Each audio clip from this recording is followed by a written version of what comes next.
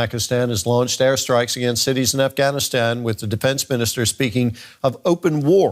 ፓኪስታን በአፍጋኒስታን ላይ ግልጽ ጦርነት ናውጃለች። በታሊባኖች ላይ ትዕግስት የተሟጠጠ በሙሉ አቅም ፋልማቸዋለሁ በሚልም እንደዚሁ ሀሳቧን ዓለም ትወቅልኝ ካለች ዋላ ያድር ብሏል። ኢስላማባድ በካቡል ላይ የአየር ጥቃት ማድረሷን ተከትሎ ታሊባኖች ብርቱ ምላሽን ጠብቁ በሚል ዝተዋል። ዛሬም 3 ቁልፍ ከተሞችን በፓኪስታን ደብድበዋል። በህንድና ፓኪስታን መካከል ተፈጥሮ የነበረውን ውጥረት ዓለም ከካሽሚር ሳይሻገር ማብረድ ቻልኩ ብትልም ቀጠናው ላይ አዲስ ስጋት ተጋርጧል። ለዛውም ከ20 ዓመታት በላይ ከአሜሪካ ኃይሎች ጋር ከተፋለሙት ታሊባኖች ጋር ሆኗል። አፍጋኒስታንና ፓኪስታን ከ1948 አንስቶ ዲፕሎማሲያዊ ግንኙነታቸውን አጠናክረው ቀጠሉ የሚባልላቸውን ያህል በድንበር ላይ ተጋጩ የሚለው ዜና ደግሞ ከቅርብ ጊዜ ወዲህ ዓለምን በተለያየ ጎራ አሰልፎ እያነጋገረ ቀጥሏል። በተለይም ህንድና ፓኪስታን እጅጉን ውስብስብ የፖለቲካ አውድ ውስጥ ተዘፍቀው የጦርነት ነጋሪት ጉሰማ ላይ የኖሩ አልፎ ተርፎም ሲዋጉ የሰነበቱ ናቸው የሚባለውን ያህል አፍጋኒስታን ጋርም ተመሳሳይ ውዝግብ እየተፈጠረ መጥቷል። ከሁለተኛው የዓለም ጦርነት መጠናቀቅ 2 ዓመታት በኋላ በ1947 ዩናይትድ ኪንግደም ብሪቲሽ ኢንዲያን አፍርሳ ህንድና ፓኪስታንን ስትመሰረት ነገሮች መልካቸውን የለወጡ ቀውሶች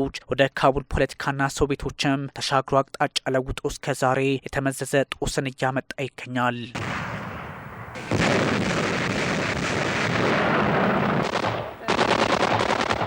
በ1947 አጋጣሚ ፓኪስታንን በመንግስታቱ ድርጅት አባልነት መቀላቀል እውቅና የነፈገችው ብቸኛዋ ሀገር አፍጋኒስታን መሆኗን ማስታወስ በእርግጥም ከ7 አስርት ዓመታት የተሻገረ አለመግባባት እንዳላቸው ለመገመት አያዳግትም፣ ወዲያውኑ ቢያስተካክሉትም። ያም ሆኖ ግን የአፍጋኒስታን መንግስት በተለይም በንጉስ ዛሂር ሻህ አማካኝነት የፓሽቱን ብሔርተኛ እንቅስቃሴን ድጋፍ በማድረግ እንዲሁም በሌሎች ጉዳዮች ላይ በፓኪስታን ፖለቲካ ውስጥ ስሙ ይነሳ ነበር። በአፍጋኒስታንና በፓኪስታን መካከል ያለው በዓለም አቀፍ ደረጃ እውቅና የተሰጠው ድንበር ግራንድ ላይን በፓሽቱን መራሹ መንግስት ውድቅ መደረጉም ይታወሳል። በ1960 የአፍጋኒስታን ኃይሎች በጠቅላይ ሚኒስትር ዳውድ ካን አማካኝነት ያልተሳካ ዘመቻ በባጁር መክፈቱም ይታወሳል። ፓኪስታን የአፍጋን ሙጃሂድንን በሶቪየት አፍጋኒስታን ጦርነት ከ1979 እስከ 1989 እንዲሁም በመጀመሪያው የአፍጋኒስታን የእርስ በርስ ጦርነት 1989 እስከ 1992 በመደገፍ በካቡል ፖለቲካ ውስጥ መግባቷን ታሪክ ወደ ኋላ መልሶ ለማስታወስ ግድ ብሎታል። በሁለተኛው የአፍጋኒስታን የእርስ በርስ ጦርነት ማለትም ከ1992 እስከ 1996 ፓኪስታን ሂዝቢ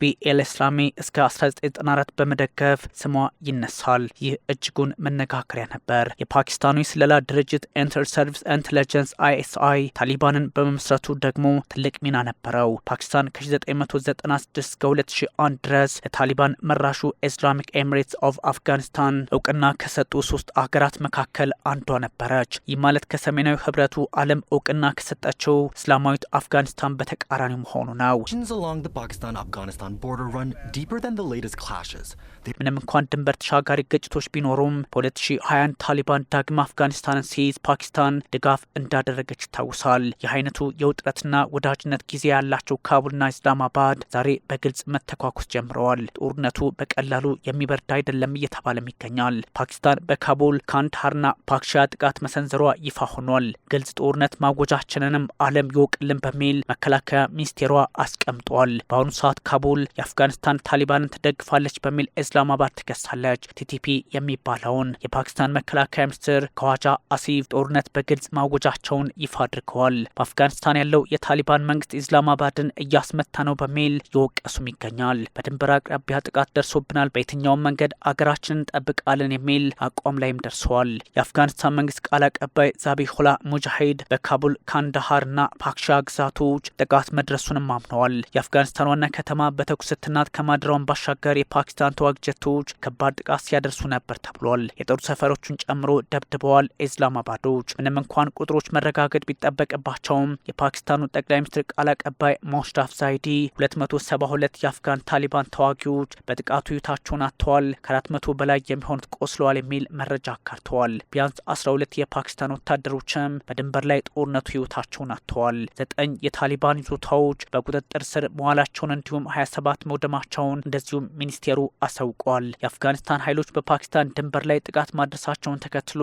የተሰነዘረ የአጸፋ ጥቃት ነው ቢባልም ጉዳዩ ከፖለቲካ ባሻገር ነው ተብሏል። የአፍጋኒስታን ኃይሎች 10 የፓኪስታን ወታደሮች ህይወታቸውን አጥተዋል፣ 13 ቦታዎችን ተቆጣጥረናል ማለታቸውም ይታወሳል። ከ5 ቀናት በፊት ፓኪስታን በአፍጋኒስታን ይዞታዎች ላይ ጥቃት መሰንዘሯን ተከትሎ ምላሽ ለመስጠት የሆነ ነው የሚል መረጃም ተጋር አብራርተዋል። በዚሁ ጥቃትም ፓኪስታን ቢያንስ 7 ተፋላሚዎችን ህይወት ቀጥፌያለሁ ብትልም አፍጋኒስታን ግን ንጹሃን ህይወታቸውን አጥተዋል በሚል ስትሞግት እንደቆየች የሚዘነጋ አይደለም። የፓኪስታኑ ጠቅላይ ሚኒስትር ሻህቤዝ ሸሪፍ ፓኪስታን አንድ ሆናለች፣ ሙሉ አቅም አለን፣ ሀገራችንን እንከላከላለን የሚል ሀሳብም ሰጥተዋል። ፓኪስታንና አፍጋኒስታን 2611 ኪሎ ሜትሮች ድንበር እንደሚጋሩም የሚታወቅ ነው። ጥቅምት ላይ በነበራቸው ግጭትም ከ70 በላይ ሰዎች ህይወታቸውን ማጣታቸው የሚዘነጋ አይደለም። የፓኪስታን ታሊባኖችን አፍጋኒስታን እያስታጠቀች ነው የሚል ክስ የምታቀርበው ኢስላማባድ በጦርነት መፍትሄ እንሰጣለን የሚል አቋም ላይ እንደሆነች ተነግሯል። የፓኪስታን ታሊባን ከአፍጋኒስታኑ ታሊባን ጋር ጥልቅ የርዕዮተ ዓለም ትስስር እንዳለውም ይነገራል። በዛ ላይ የፓኪስታን መከላከያ ሚኒስትር ታሊባን የህንድ መጠቀሚያ ሆኗል፣ እናም ትዕግስታችን አልቋል የሚል ማስጠንቀቂያ መስጠቱ ጉዳዩ የተወሳሰበ መሄዱን ጠቁሟል። ህንድ ደግሞ ፓኪስታን አፍጋኒስታን ላይ የሰነዘረችውን ጥቃት ማውገዟ ውጥረቱን እንደሚቀጥል ጠቋሚ ነው ተብሏል። ለዛም ነው የሁለቱ ሀገራት ጦርነት ቀጠናውን የሚያምስ ነው የሚባለው። ላለፉት 5 አስርተ ዓመታት 5 ሚሊዮን አፍጋኒስታናውያንን አስተናግጃለሁ፣ አሁንም ሚሊዮኖች በእኛ ምድር ስራ እየሰሩ ይገኛሉ የሚል እምነት ያላት ኢስላማባድ ቆርጠን ተነስተናል፣ እርምጃ እንወስዳለን በሚል በእርግጥም እየዛተች ይገኛል። የቀድሞው የፓኪስታን ፕሬዝዳንት ሐሚድ ካርዛይ አፍጋኖች አንድ ላይ ቆመው የሚወዷትን ሀገራቸውን ይጠብቁ የሚል ጥሪም አቅርበዋል። መሪዎችና አገራት በጉዳዩ ላይ የሰጡት አስተያየት ደግሞ የሁለቱን አገራት ውጥረት የሚያሳይ ሆኗል። በዱራንድ ላይን ያለው ውጥረት መልኩን ከለወጠ አካባቢው ጫና ውስጥ ይገባል፣ ዓለምም ትተራመሳለች ተብሏል።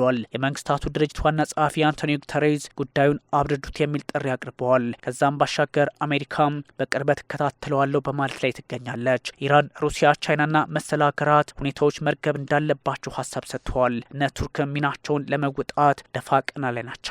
ታዲያ ከአፍጋኒስታን፣ ከፓኪስታን፣ ካታርና ሳውዲ ጋር በተናጠል ቱርክ መምከሯም ተነግሯል። ይህ የሚጠቁመው ደግሞ ጉዳዩ ውስብስብ መሆኑ ነው።